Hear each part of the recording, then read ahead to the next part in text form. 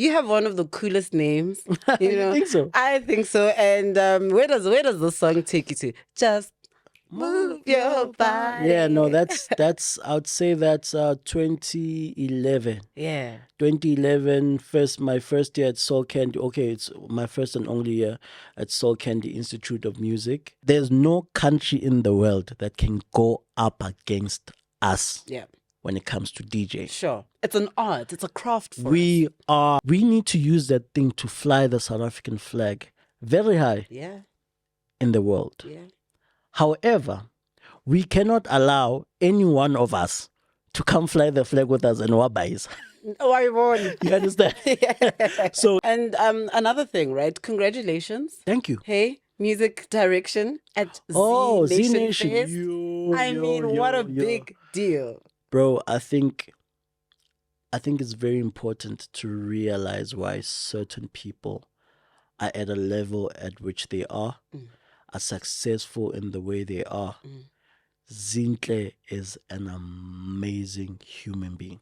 Like, I've worked with a lot of celebrities in the industry. Sure. You know what I mean?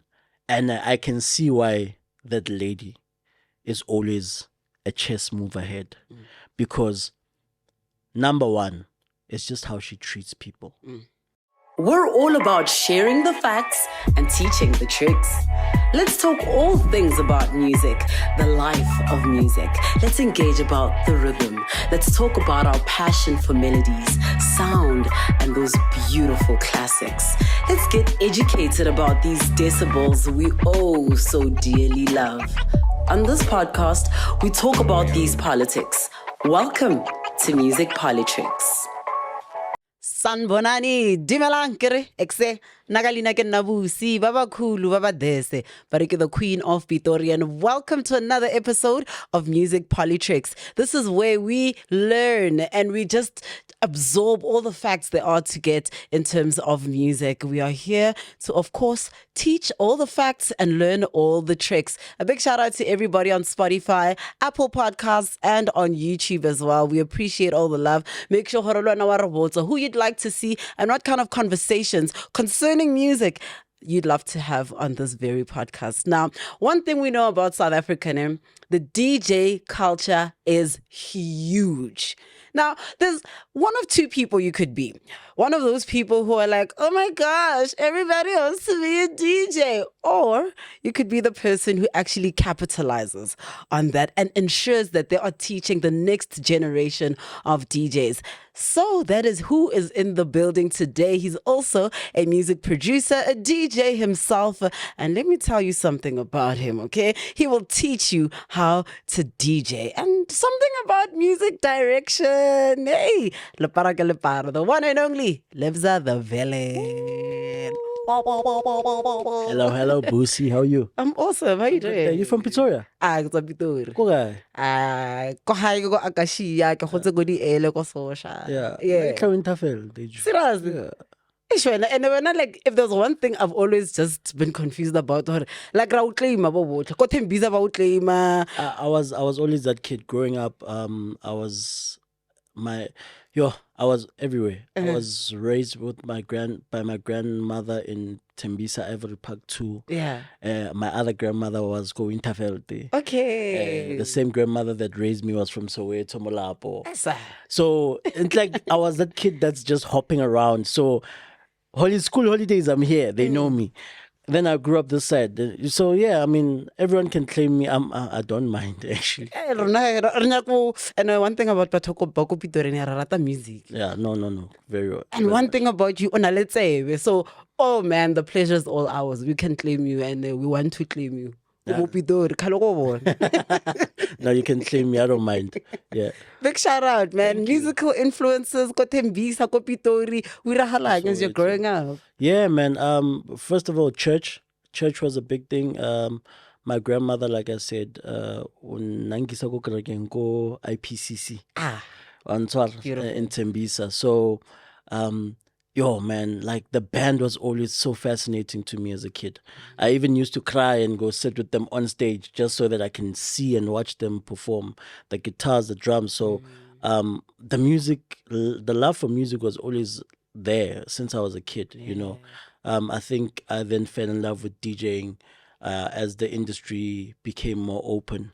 The older I got, I think I started DJing at like 12, 13 years. That's crazy. So that's where you start learning a couple of things. So, okay, there's this thing, So, yeah, that's where the music influence comes from.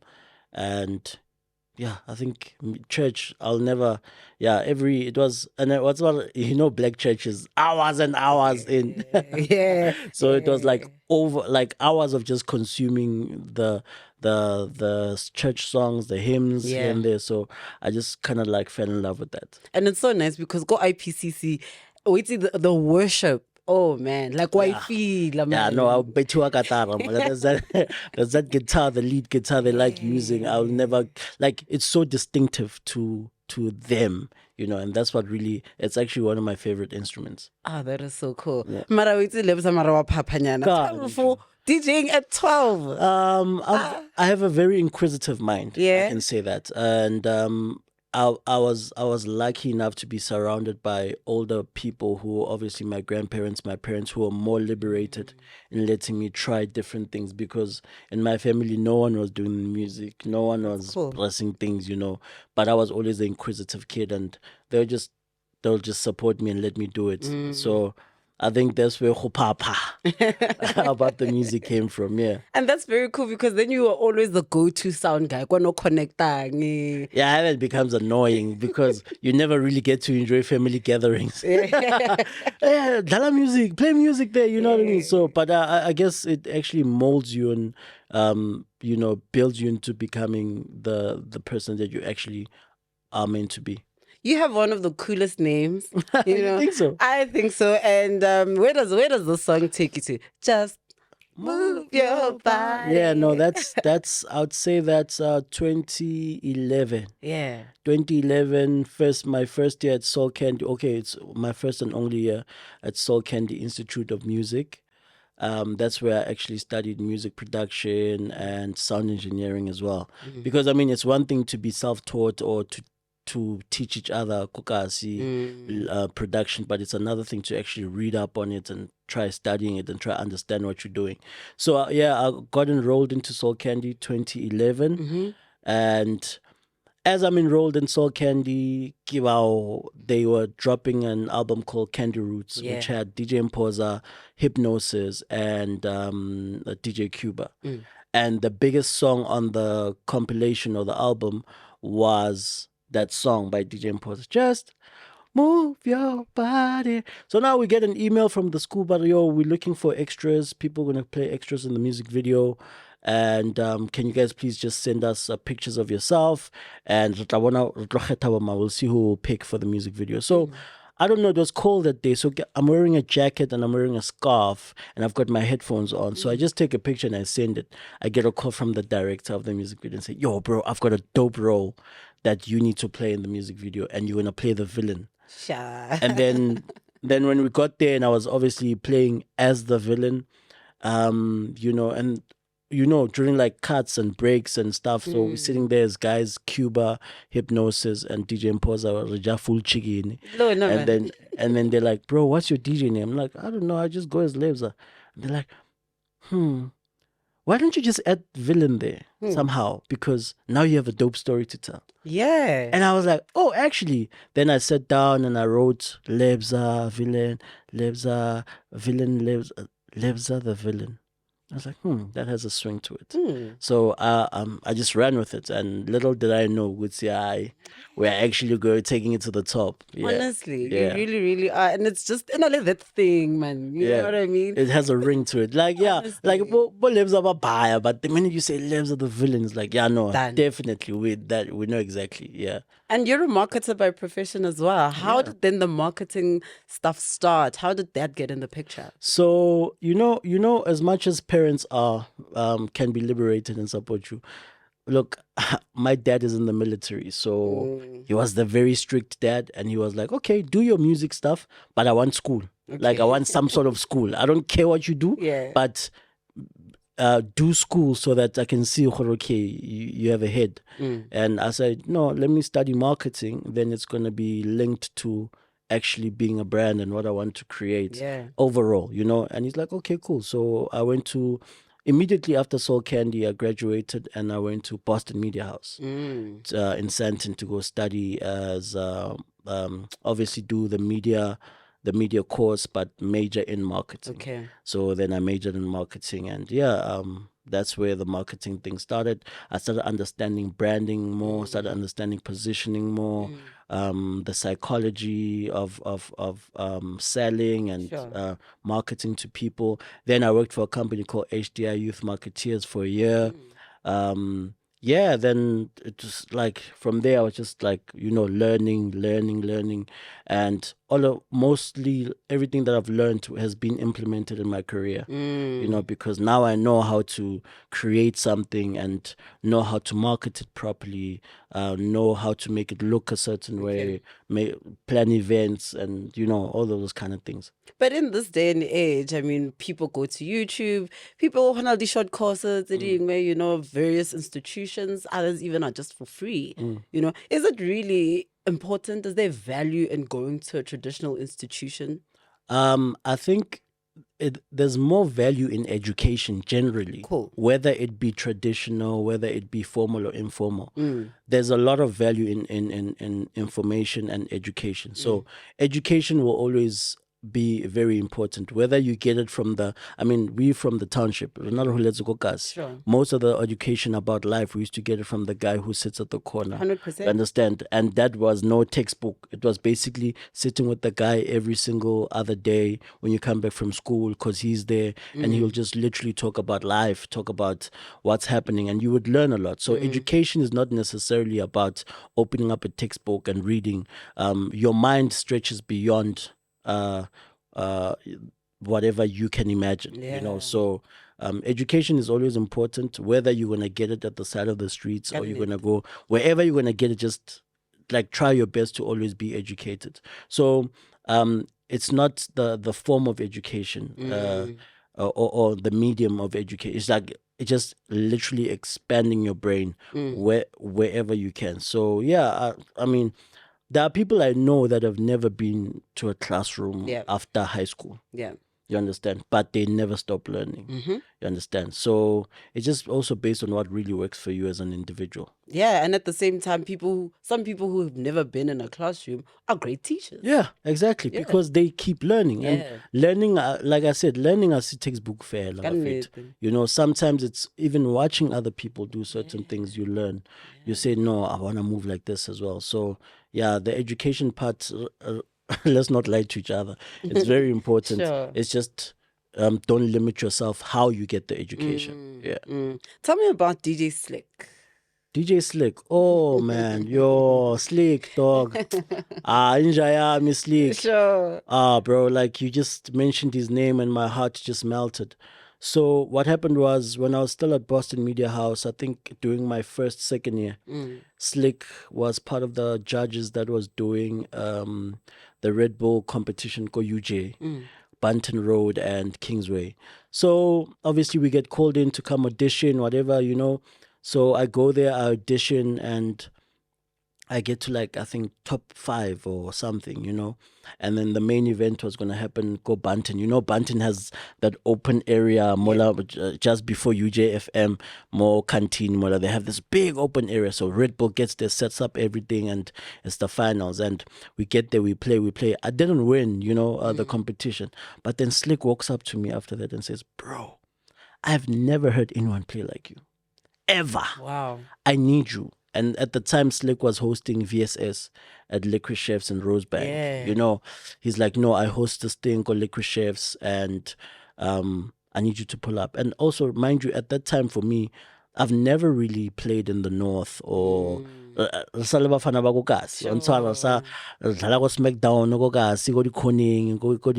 Tavern. We are still there.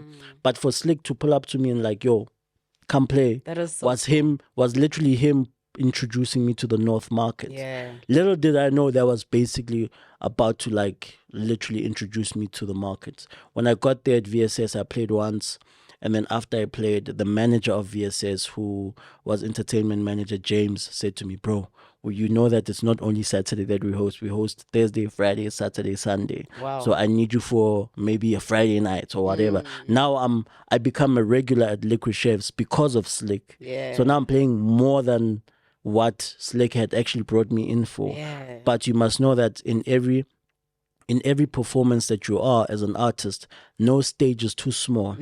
Somebody's sitting there listening. So I'd go there and literally next thing somebody who's doing lineup go taboo is sitting there and they'll hit me up like, yo bro, I run lineups go taboo, please pull up and come play. Next thing when I'm at taboo, somebody's like, yo, I run lineup go kai come play. Then now I'm the name that's circulating amongst the North market. And then man, so Sliqe played a very important role in my career, in me stepping out of just being DJ Agogazi to now stepping into a professional role as a DJ and also expanding my market. So I'll forever be grateful for Sliqe. That is so beautiful. Hey? That is so Forever. So cool. Yeah. And of course, we can't have a conversation about you and DJing and not include YFM, the Y Academy. You are so resilient. I think I applied for the Y Academy 3 or 4 times. Yeah. Gee. I remember the first time I applied for the Y Academy, I was desperate. So it's like I really wanted it, I really wanted it. So I'm online, I'm applying, and then I don't get picked. Then the second time, I'm like, Dreamstream, a place to create yourself. Record video, music, and podcasts in our full-service studio.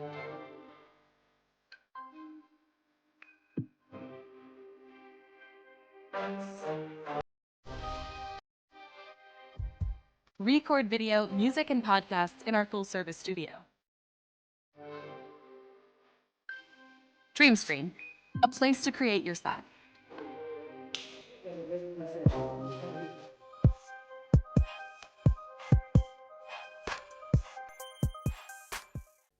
I'm still desperate. So there I am again, trying my best. And then before the third time, I was like, I need to slow down. I'm going to go, when the application's open, I'm going to go print out all the questions and go study them and go ask questions before I fill it out. Okay. So then I'd print it out, go internet cafe, go pila 5 ranta, can only be there for an hour, print it out, and then each and every single question, I'd study it and then ask people who've been in the game to say, yo, when they say clock, what do they mean? When they say first link, last link, what are they talking about? Then I'd get all the information. And that's literally where I got picked to be part of the Y Academy, because I had taken time to understand. And I think sometimes as people, that's what we also need to just like be mindful of. Like, we hustle in desperation and less in strategy. Sometimes we need to hustle in strategy, even though you are desperate for the opportunity, but you must be very strategic, take your time, learn, ask questions. The questions are being asked because the answers are available. You just need to know where to get the answers. Sure. So I got the answers, and then I applied, and I went back to the internet cafe on the computer, filled it out, sent it, boom, I get picked. But now I'm getting picked, but also I'm at Boston Media House at the same time. Jeez. So now I'm supposed to attend an internship, but I'm at school at the same time. So you can really never erase YFM from my history and from my story as an artist and as a DJ, because I did the Y Academy. And in the Y Academy, I did so many things. There was a guy in marketing called Unati. And the time a lady called Tamara was the marketing manager of YFM. And Chris Brown was coming to South Africa at that time, And so I think I was like 20 or 21 when I attended the Chris Brown concert. And it wasn't to really enjoy the concert. I was working with the YFM team in marketing, but I got to learn a lot. You know what I mean? So you can't erase YFM from my story.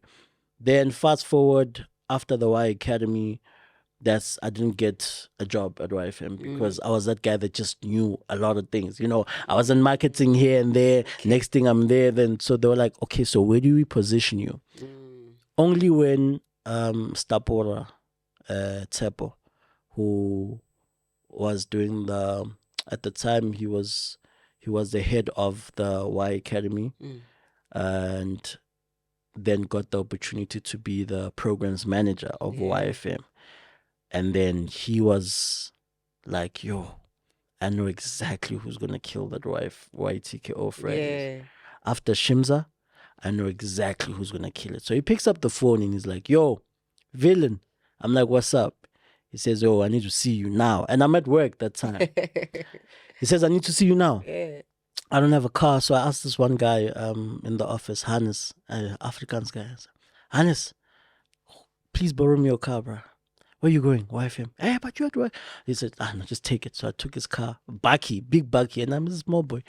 Drive to YFM, get to YFM, and then stop. I was like, yo, I want to give you YTKO Fridays. Woo!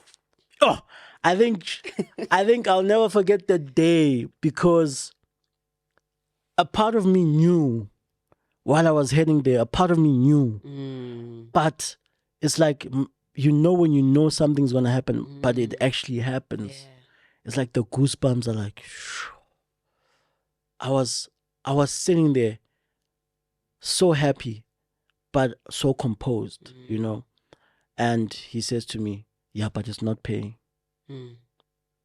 So now I'm at a position where one of the biggest opportunities of my life has been presented to me. Sure. And it's not a paying opportunity. So then I'm sitting there thinking to myself, you need to look past the fact that some opportunities that are going to change your life are not going to have a check attached to it. However, even the blessings that come from it, though, can be a couple of paychecks. You must look at the bigger picture. Yeah. You understand? You must look at the bigger picture. And I sat there and I remember telling myself, I don't care if it's paying 10 rand, if it's paying 0, even if I have to pay you. Cool. I'm taking this opportunity because I was dying for it. Yeah. I was that guy. When Shimza was playing on YTKO, I was with him every Friday, writing down every single song in his laptop so that we can submit it as a cue sheet, because there's those cue sheets that you need to do for radio. Sure. So I was always active, and I was like, the day I get this opportunity, I'm going to get it. So when it was presented to me, I took it. And oh, little did I know that it's about to burn, you know. So that's amazing. It became such a big, it was the biggest mix on South African radio at 6 p.m. on Fridays. Yeah. Understandably, though. Yeah. No one was competing with Lebza. Yeah. No one. Like a bear touch. You know, and it was beautiful because I got the opportunity to be mentored by Shimza and Euphonic, and these are the guys who have been on radio as radio DJs and took it very seriously. And if you think about it, the benchmark and the level at which DJ Kent, Euphonic, Shimza had put radio mixing on a pedestal, till today, no one has surpassed that level. That's true. Like, there are very few DJs that you can mention on one hand that have left one important mark when it comes to radio mixing in South Africa. Very few. So why? The problem is people aren't asking the right questions. Sure. We're not asking the question. There are people who've done this thing way before you. You understand? And that's where and you need to get to a point where and realize that you actually a small boy. You understand? In this game, ask. So I used to ask questions. And that's very cool, because my thing about you is, what I really enjoy about your journey is the beauty of both, you know, like you're a streetwise guy,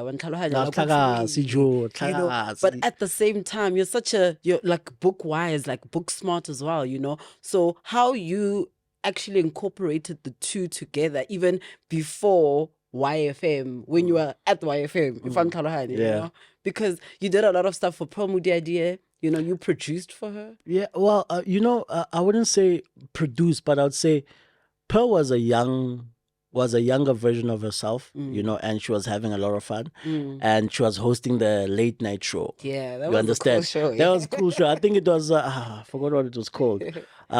But how I got into knowing radio was to listen to her show, because there was the times where I would be studying at home and I'd have my headphones on and listening to her. Then I realized that no, man, I understood the structure of her show. So then I would teach myself how radio works first, to say, okay, when she walks in, she says hello and she says this is what's coming up next. Then she wishes people's birthday here. But how she does it is different, is that she'll always say, okay, if today's your birthday, then it's matched with Mang Mang, who's a big star in America or in this world, this part of the world. You share the birthday with that person. So I would then write everything, and then one day I sent it to her before she actually got into studio. Nice. Like, so her prep is done. yeah, and she's like, then I can go out to party. You know, then it started becoming, Lebza, what do you have, dog? Nice. Like, she'd say to me, I'm at an event now.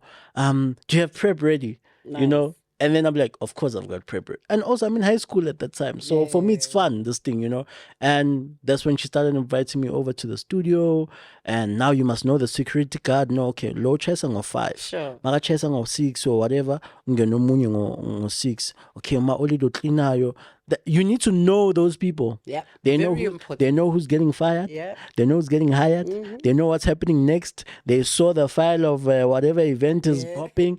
They know, so they can come tell you, say, hey, my man, you need to apply for that job because they're opening up what, and that guy's leaving or whatever the case is. So they know. So you need to be very nice to those people, because security guard is because you're going to get through the first point of entry. Yep.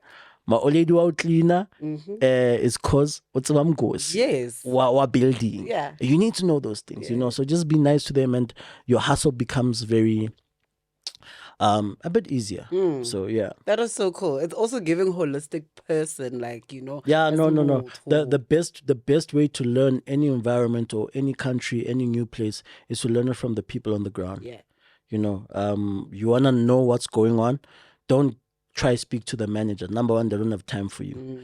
Speak to that person that you think is just chilling or whatever. Or you know how sometimes they kind of like belittle certain people. Don't belittle anyone.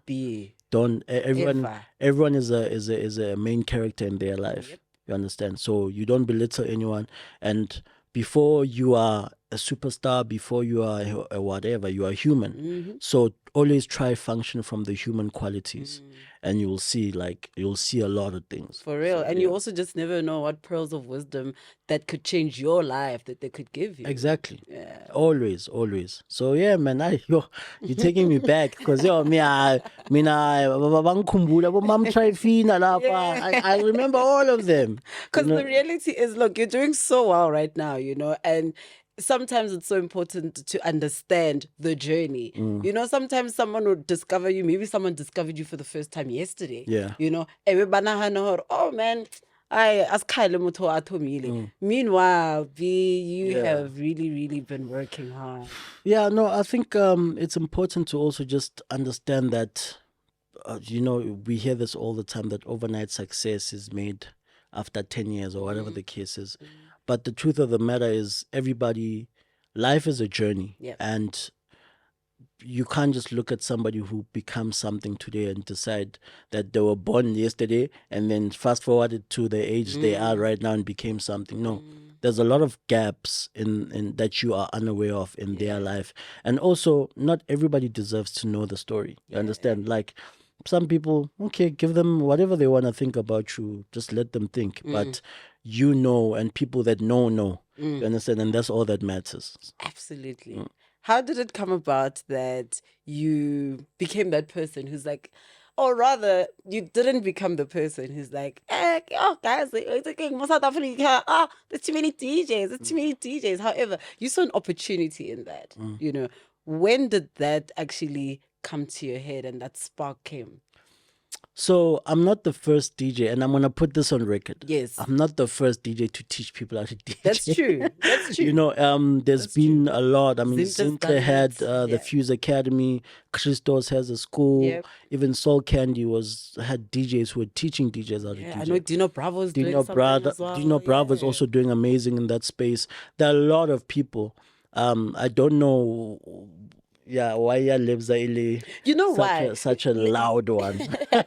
Because you see the thing, okay, I guess Uncle Waffles, her brand, and you guys being associated was quite a thing. I think also there's little differences that you made, you know. I remember that there's a book that you have, you know, that's like available in case people may not necessarily have time or can't actually get the one-on-one lessons from you, but they could buy a book, you know, and that's a booklet, cool. Yeah, I think that's cool. I think why I saw it as important to teach people how to DJ is this. South Africa is literally what Brazil is for football, but with us with DJs. Sure. In the world. Sure. There's no country in the world that can go up against us when it comes to DJ. Sure. It's an art. It's a craft for We us. are... Yeah. I don't even have the words to articulate how we are as a nation when it comes to the art of DJing and the craftsmanship, right? So if this is the one thing, or amongst the one things that we actually have right as a country, we need to use that thing to fly the South African flag very high in the world. Yeah. However, we cannot allow any one of us to come fly the flag with us and wabais. Oh, I won. You understand? So if anybody's interested in becoming this thing and you are knowledgeable at it, take the thing, teach other people. Yeah. Let the knowledge spread. Yeah. Let the skills spread. Let people know things that they wouldn't ordinarily know from just being by themselves and trying to learn this thing. Same thing with football in Brazil. There's academies. Kids are getting trained at the age of 6 to become the next Messi or to become the next Ronaldo, Ronaldinho or whoever, you know what I mean? And I feel like, and that's one thing that they also have gotten right in their country to say, guys, if we are good at football, we are going to take this one thing and make sure that it's one of the biggest things we put out there in the world. Same thing with DJing, you understand? Let's take this thing, clean it up here at home first. Yeah. Teach each other. Because and all that. And that guy would tell you straight to your face, oh, Dalamas. Yeah. To your face. Yeah. Like there's no babying you because you are taking your quality as a team. You lacking is not a you thing, it's a team thing. 100%. So we need everybody in the team to be one of the best. So, and remember, in the team also there's different positions that people play. So you can be the striker, the midfielder, the defender. We are going to make sure that if you're going to be a wing, you're going to be the best wing DJ. Sure. If you're going to be a striking DJ, you're going to be the best striking DJ, so that when we get in the field out there, we become the best as a team. You understand? So that's how I looked at it, to say, number one, I was taught how to DJ by a guy called DJ Chuck Osekas.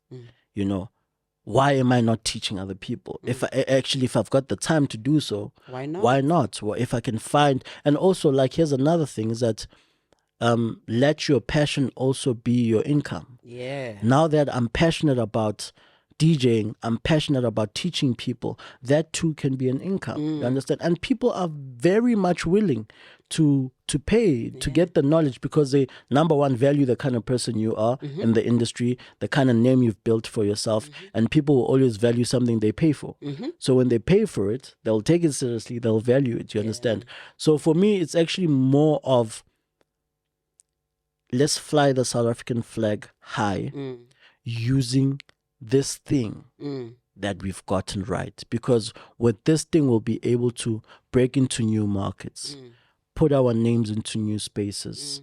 You know, it's an ecosystem that can actually better the country. I mean, I know people who, from just being a popular act and a DJ who've changed not only the lives of their families, but the people around them. Yeah. The photographer is with you all the time, so which means he's getting something. The dancers are with you all the time, they're getting something. Ntwe ijisha batho. Like people are eating, you understand? So we shouldn't try kill it.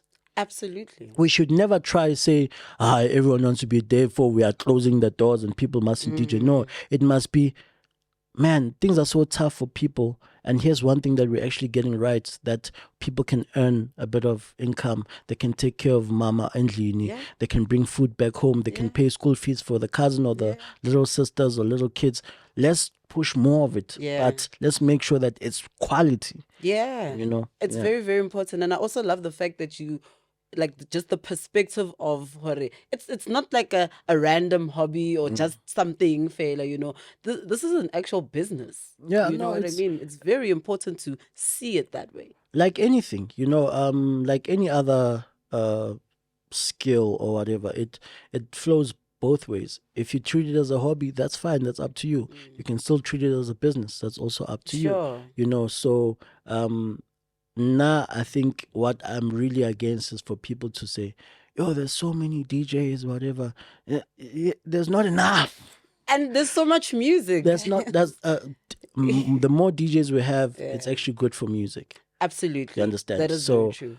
And you don't have to agree with me. You don't have to whatever. You can disagree. Everybody has the right to their own understanding and beliefs. But I really feel like I've seen what this thing can, like kunomuntu ohleli lokishini or ohleli wherever and is unable to get the job, unable to get the food, and like kunzima. And the minute they decided to DJ, now they can take that gig, 1K mola, 2K mola, balance month, end of the weekend, it's sort of 5K, khona baila oledi kaolo, khona baila mtlagas kontlung. Wabona dilo tsa ka mokhuto, like they actually, for me, it's like, yo, it's life changing, you know. So yeah. And what are some mistakes that DJs are doing, DJs are making, maybe for whatever reason? Perhaps they learning how to DJ, go YouTube, and maybe havana equipment, then they get booked, they are touching equipment for the first time. But what are those common mistakes that you're actually seeing right now where DJing is concerned?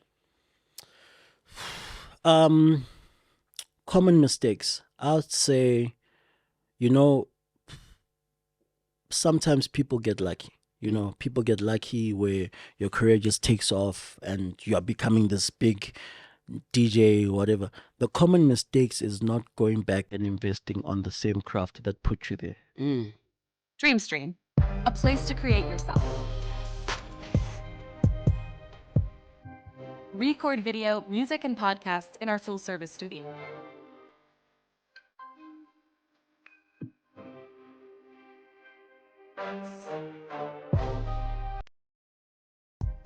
Record video, music, and podcasts in our full-service studio.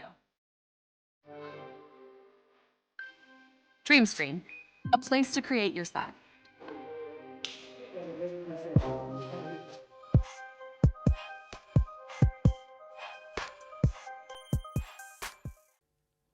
That's the most common mistake that I see, that, okay, you are doing 10 gigs a month or a weekend or whatever, but you don't have proper headphones. You don't have proper USBs. You know, you don't have proper equipment. Sure. Why aren't you not going back to the same craft that put you there and invest in understanding it? Invest in understanding that there's different equipment. They do this, they do that. These CDJs work like this and work like that. It's very, like I told you, knowledge is very important. Wherever you get it, you understand. And I always say, Joe, like the best DJs that I've come across, I've never been at their house or where they stay, and there's no equipment. You understand? You get there, he'll tell you, yo, boy, I just got this new thing. I don't even know what it is, but I heard that it does. I'm still going to work on it, because they're trying to always better the craft. Yeah. We need to still go back to understanding that the most important thing here is craft. Sure. And so, brand out here. I see it. But to still maintain the fact that we are number one in the world is that the craft still needs to be respected. And it's pretty much like a muscle, you know, like Yeah. you have to keep Yeah, honing it you and have keep to. improving. And I fail because of the new equipment that constantly gets introduced. Equipment is constantly getting bettered. Pioneers now focusing more on alpha. Like those kind of things that you constantly need to learn. Now there's DJ workshops where they bring equipment. There was a big one, Music X, happening in Galaga Estate. People were not pitching.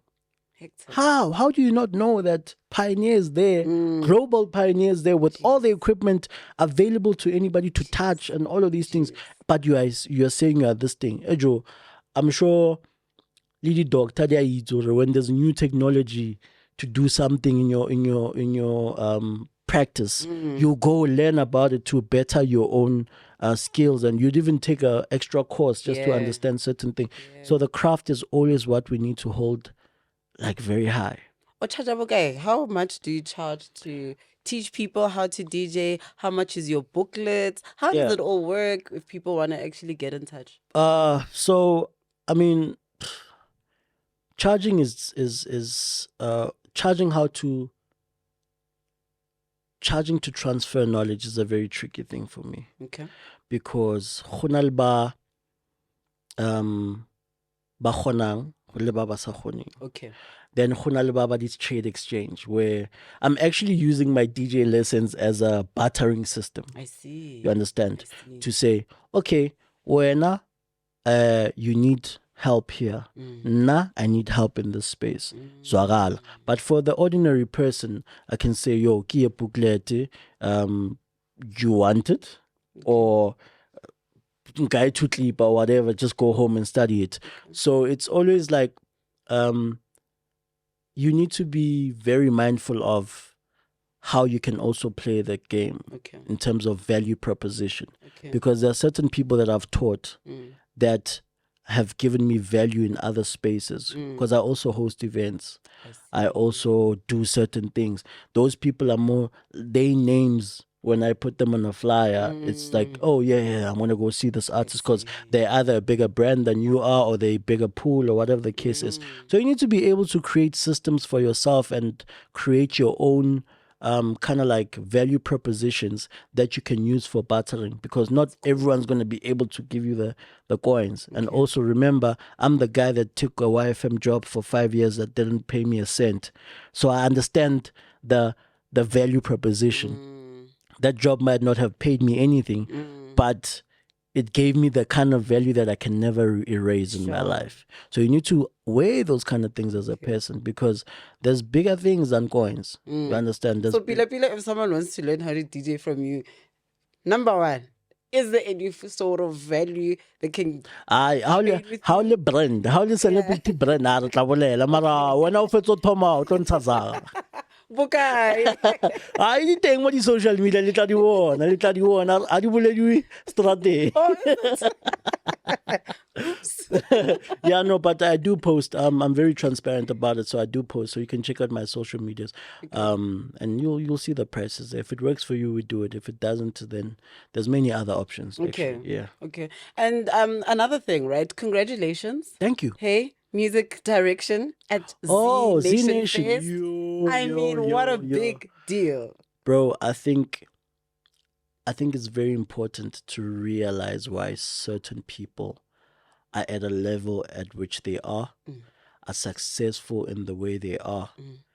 Zinhle is an amazing human being. Like, I've worked with a lot of celebrities in the industry. Sure. You know what I mean? And I can see why that lady is always a chess move ahead. Because number one, it's just how she treats people. You understand? Like, Kilobana, when you treat people in a certain way, they all have a common goal. Sure. And that's just to make sure that whatever your dream is, we all achieve it. Everybody's coming together. Everyone for the is vision. synced. Joe, who was the photographer? Set design guys, outfits. Everybody's just putting in their air work. And that's not just you don't just get everyone like that to be in sync. Yeah. By just picking the right people. Sometimes your character is very clear to people and they understand the person you are. So I just want to say thank you to DJ Zinhle for that one, because I never saw it coming. I think she called me 4 or 3 days before the event. Wow. And said to me, you know I I can do it, Lebza, but I know somebody who can do it like the way I want it to come out proper, and that's you. So I had to call you. I need us to create something special with my set from start to finish, you know? And I accidentally created what she wanted, because in my head, I was just gonna, okay, find the right mixing points of songs, put it here, done. But I accidentally turned it into a storytelling set where there was motivational elements to it, and there was me using her life stories and a certain speech that she had done on an interview into her set. And then when she heard it, she was like, yes, like this is what we want. So now we created that accidentally.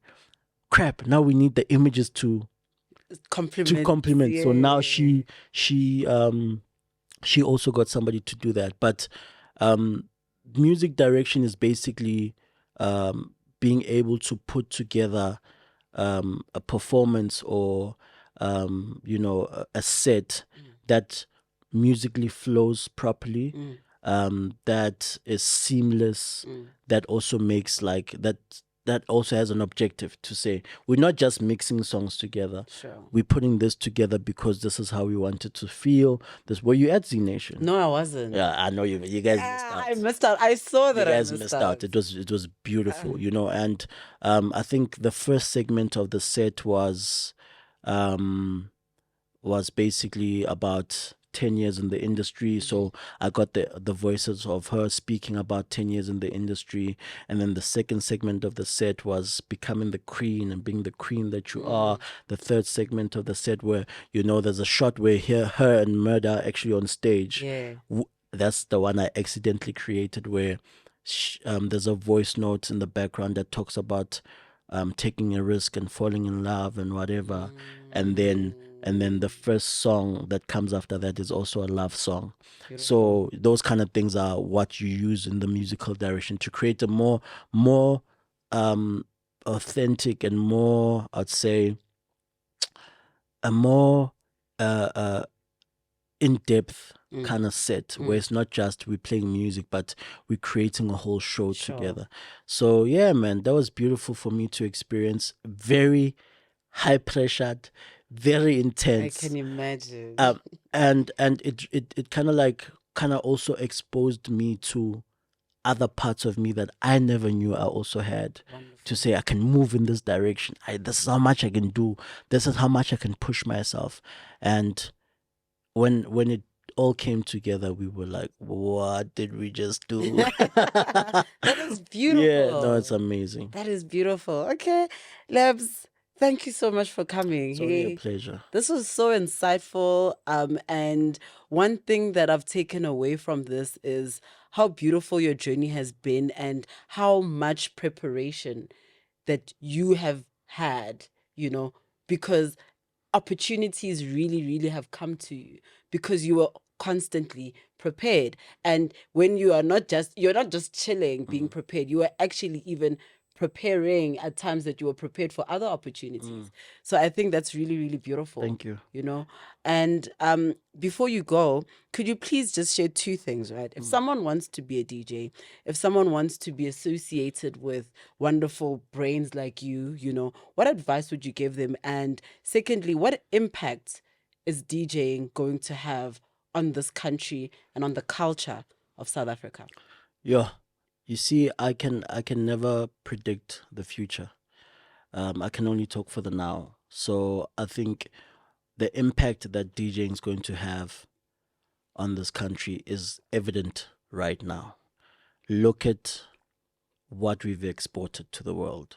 Look at the likes of Black Coffee, Temba, Cairo, many names, Kasango, who are overseas just flying the South African flag. I mean, Shimza just played at Circles.